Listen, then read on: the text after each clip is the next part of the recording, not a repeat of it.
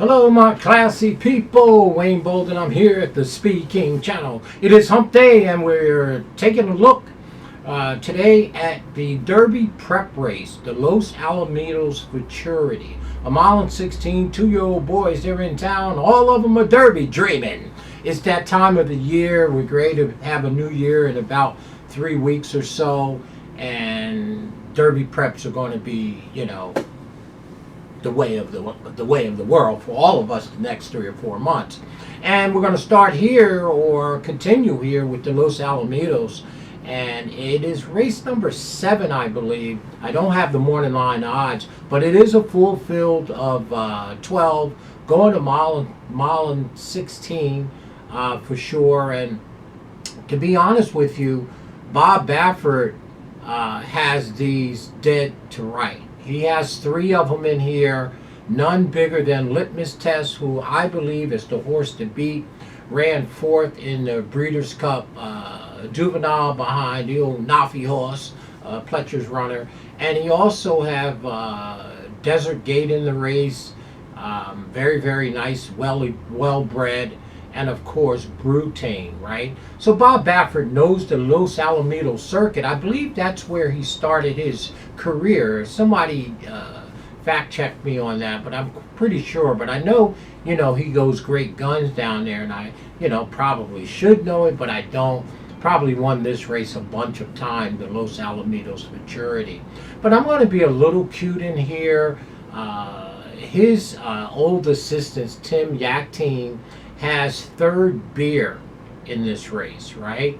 And to me, it looks kind of a little sneaky, but there's some breeding in this horse that I really adore.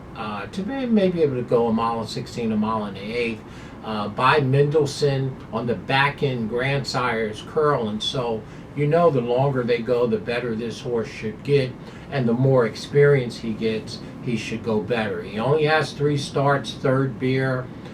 1 win, 1 second. But his last race is really what pointed it out to me. On October 31st, which was Halloween at Del Mar, he ran in the Breeders' Cup Juvenile Turf, okay? Now, I don't know why they put the horse on the turf, but they did. Ran 12th that day in a full field at 27 or 53 to 1 at some crazy odds. And ran kind of, not very well. But if you look back at Santa Anita on October 5th, by the way, going into the Breeders' Cup Juvenile Turf race on October 31st, that Friday, Future Star Friday, Breeders' Cup, October 31st, the horse was returning very fast off of the October 5th race, the Zuma Beach Stakes, right, a grade 3 where the horse ran 2nd. So his last effort, 3rd beer, is on October 5th at Santa Anita. His next race in the Breeders' Cup Juvenile Turf, you can put a line through that. That was a non-effort. So this horse should be sitting on go-go in terms of putting out a top race. Because, again, the more time that you give them, the better off they reply. But that race in the Juvenile Turf does serve as I wouldn't say a prep, but the continuous development, even though the horse didn't run. It's more like a workout. So if you look from when the race that interests me on October 5th with them, October 5th, November, December, yeah, the horse got like 8 weeks off if you kind of just use the 31st race as a non-starter, seeing if this horse could run on a turf. So he must have got something out of it. So I really do expect 3rd beer to springboard off of the October 5th race. That's really what I'm saying, right? A long-about way of saying it. So that last race kind of serves as a buffer in a way, and he probably got something out of it starting in his 4th start. So my top pick will be 3rd beer. My second pick, and of course Litmus Test, is clearly, it might be the number 2 horse, number 3, but I don't have the post positions drawn yet. They haven't posted them. Litmus Test, again, by Nyquist, the Derby winning Nyquist, and the Malibu Moon on the back end. And this horse, again, ran a race trained by Bob Baffert. Only 1 win from 4 starts. Now remember, these are babies. But that race that he ran behind Ted Nafi ran a big speed figure, even though he ran fourth. Now, it was a fast race, and everybody in that race, probably the first 4, 5, 6 finishers got big speed figures, but they still ran it, right? So to me, Litmus Test is clearly the horse to beat and the most likely winner in this race. Okay, I think he should be short odds, and let me see what his odds was in the Breeders' Cup race. His odds was 21-1. You won't be getting that today on Litmus Test. Okay, clearly the horse to beat. Everybody can see that last speed figure. Everybody can see the line Breeders' Cup Juvenile. Everybody can see Ted Nafi as the winner of that race. So Litmus Test, clearly the horse to beat, must be used on every ticket, horizontally or vertically. Bob has these dead to right. This horse should really win this race. Litmus Test. I got him as my second horse. The only 2 horses I'll be using in my pick 3s and pick 4s would be Third Beer and Litmus Test. Our third pick is the other Bob Baffert horse. That's right, the old Desert Gate. Well, this one doesn't have much to really complain about either, 2 wins from 4 starts in 2 seconds. In 4 starts, Desert Gate has never finished worse than second. Okay, so by Omaha Beach, which is awfully good, and the grandsire is Curlin. So this one should get good too, okay, for sure. Juan Hernandez is up. That's always a red light indicator. He is the king of California. He lands on all the live mounts. So Desert Gate and Litmus Test, the 2 Bob Bafferts of the 3, are the horses that could run 1-2 in this race. That would not shock me, okay? Both of these horses are very good in terms of coming into this race. Desert Gate ran second, won the Best Pal Stakes, ran second in the Del Mar Futurity on September 7th. October 4th, a month later, the American Pharaoh Grade 1 ran second. That's not horrible. Desert Gate's a top contender. And another Bob Baffert 2-year-old. Fast, baby. Of course. That's our third pick.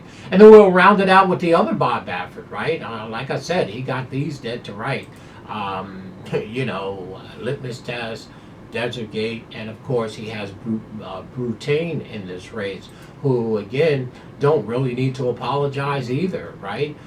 Brutane is by Tiz the Law, on the back end by Forestry, only 1 win from 2 starts, 1 second. Bob Baffert is obviously doing the conditioning, and Flavian Pratt's got the mount on this one.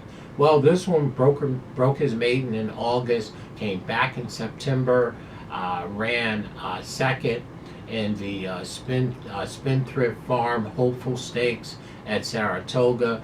It's been unsighted since September. So how good did Butane got since the September race up there, upstate New York in Saratoga, running second in a Grade 1.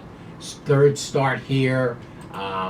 They paid $1.1 million for Brutane. So again, here's your other Bob Baffert.